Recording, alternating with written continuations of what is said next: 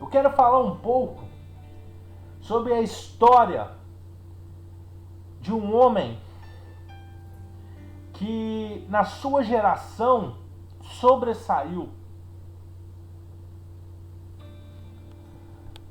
Essa história passa-se depois que Deus libertou os israelitas das mãos de Faraó.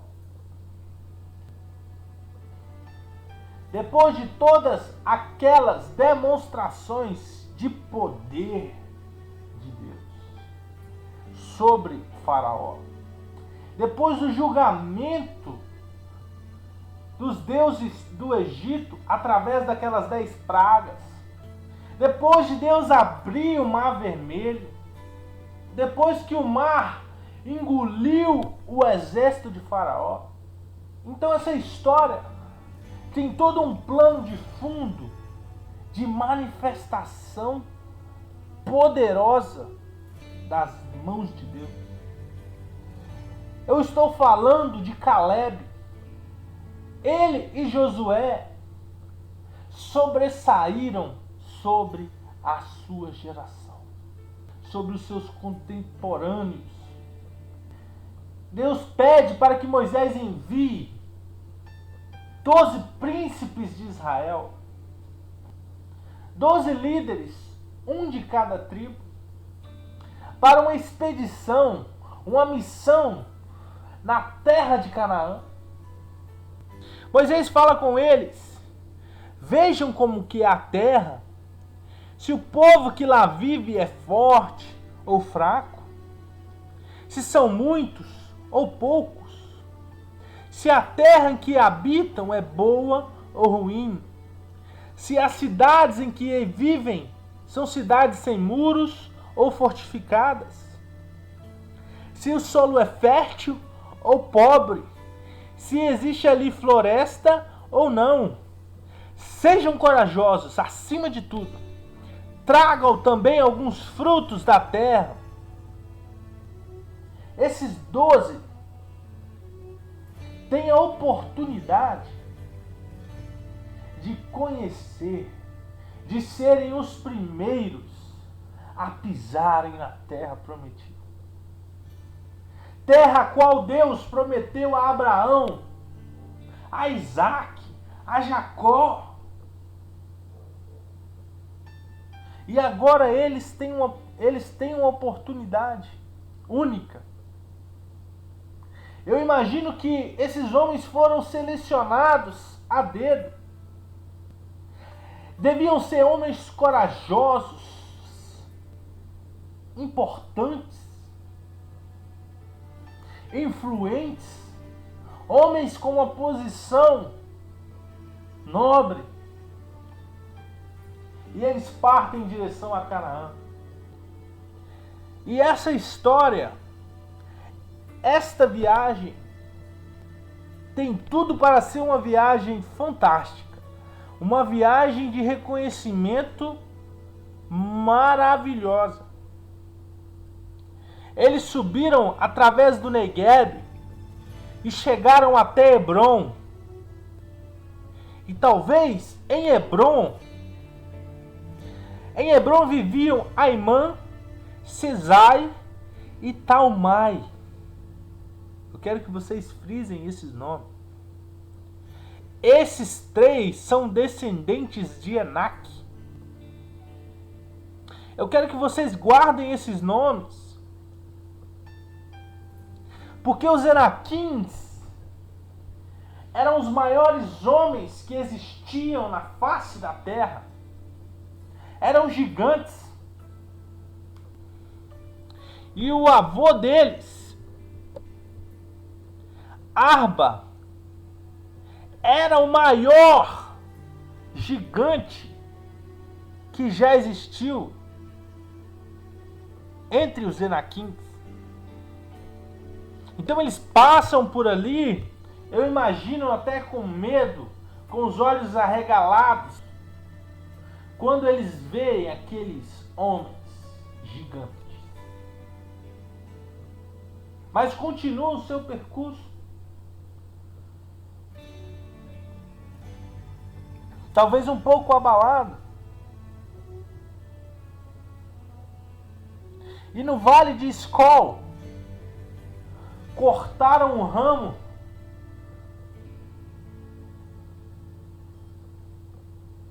do qual pendia um único cacho de uvas. E foram necessários 2 deles para carregarem esse cacho. Imagina o tamanho dessas uvas. Com certeza não é daquelas que a gente compra no supermercado pequenininha. Eram uvas enormes. Porque um cacho delas era necessário 2 homens de guerra para carregar. Acredito que isso talvez tenha renovado as suas alegrias, seus ânimos. Porque a terra era fértil, era boa. Eles colheram ali também romãs, figos e outros frutos.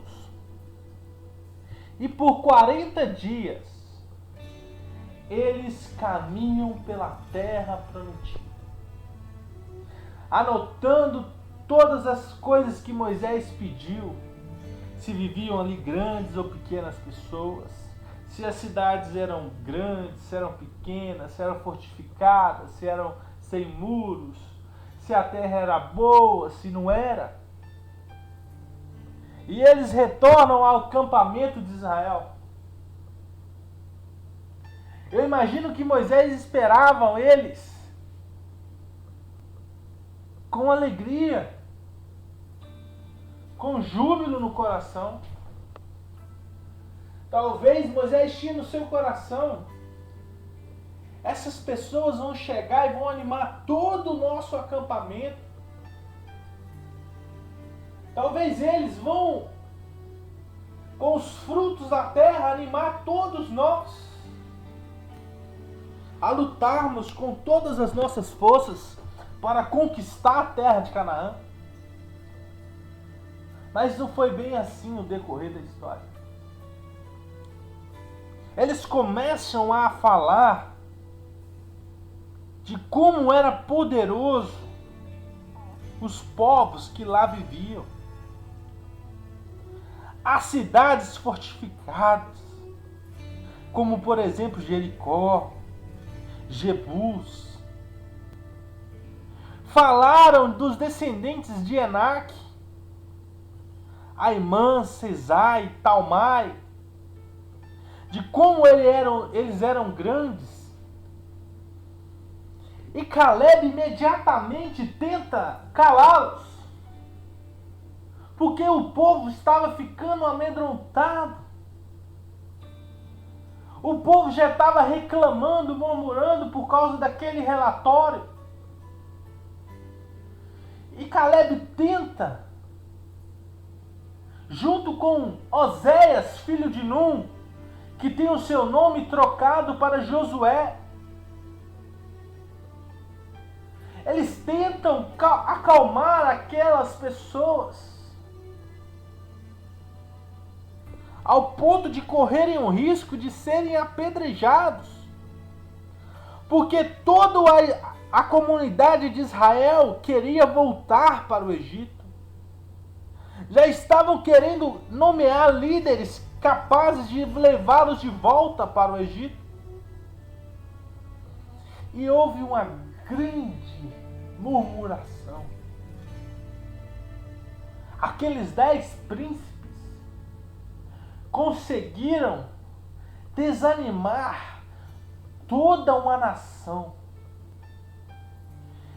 E se nós analisarmos o relatório que eles trouxeram, eles não falaram mentira em nenhum momento. O que eles falaram era verdade. Existe uma diferença naquilo que os nossos olhos veem com aquilo que o Senhor viu, ou aquilo que o Senhor já falou. Quando as Escrituras falam que Deus se agrada daqueles que têm fé, é porque a fé é a certeza daquilo que nós não vemos, mas é a prova daquilo que nós esperamos. E Josué e Caleb trazem um relatório de fé, porque eles sabiam que lá existiam gigantes, mas eles estavam confiando na palavra do Senhor, no qual dizia que Ele derrotaria todos os seus inimigos, na qual Ele daria nas suas mãos todos os seus inimigos. Então, diante da palavra do Senhor, não existe obstáculo, grande ou pequeno. Todos vão de cair. E quanto mais a altura, maior será a queda. E Deus fica irado com aquela situação. Ele queria matar todos os israelitas, poupando somente Josué e Caleb. E Moisés teve que intermediar, interceder por toda a nação de Israel. Moisés teve que aplacar a ira do Senhor. E o Senhor assim diz: ok, Moisés, mas nenhum desses que viram toda a minha demonstração de poder e de glória entrarão na terra prometida. Moisés, esses 10 príncipes que trouxeram esse relatório negativo, eles morrerão de forma súbita, de forma terrível. Somente Josué e Caleb entrarão na terra no qual eu prometi aos seus antepassados, porque trouxeram um relatório digno de confiança. E para cada dia que eles andaram, espiaram a terra, eu darei 1 ano. A terra prometida, irmãos, estava ali, na frente deles.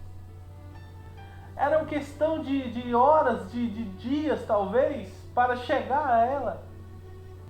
Mas por causa deste relatório, eles foram obrigados a ficar rodeando do deserto, sem uma casa, sem um lugar de descanso, por 40 anos. E eu começo agora a pensar em Josué e Caleb. Eles trouxeram um relatório que carimbava os seus passaportes, se eu assim pudesse dizer, para a terra de Canaã. Só que eles não puderam ir de imediato. Eu começo a imaginar a frustração deles de saber que se fosse diferente aquele relatório, em questão de meses, em questão de dias, eles já estariam nas suas casas. Mas não foi assim que aconteceu. Os irmãos conhecem a história. E nesses 40 anos houveram grandes acontecimentos. Houveram também situações de grande decepção com o povo. Mas esses dois se mantiveram íntegros. Isso me chama a atenção. Nós não vemos Josué e Caleb envolvidos em confusões, em rebeliões. Nós não vimos Josué e Caleb adorando aquele bezerro de ouro.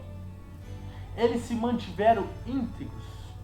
E no livro de Josué, capítulo 14, do versículo 6 em diante, depois já da conquista de Canaã, Caleb chama Josué e fala com ele assim: Josué, você estava presente quando Deus me prometeu a terra que eu pisei como herança. Você estava presente, Josué, naquele relatório, só nós dois demos um relatório digno de confiança. E Deus falou: onde que eu coloquei os meus pés, seria meu. Então agora eu reivindico a cidade de Queriate Arba, que depois ficou conhecida como Hebron. Esse nome Queriate Arba era em homenagem ao maior Enaquim, aquele pai de Enaque, avô de Cesai, Aimã e Talmai. Irmãos, eu fico impressionado com a atitude de Caleb, porque ele fala assim com Josué: Josué, já se passaram 45 anos, mas eu ainda me sinto jovem como há 45 anos atrás. Eu imagino aquele senhor já de idade com cabelos brancos, apoiado em sua espada, já vestido com sua armadura de guerra,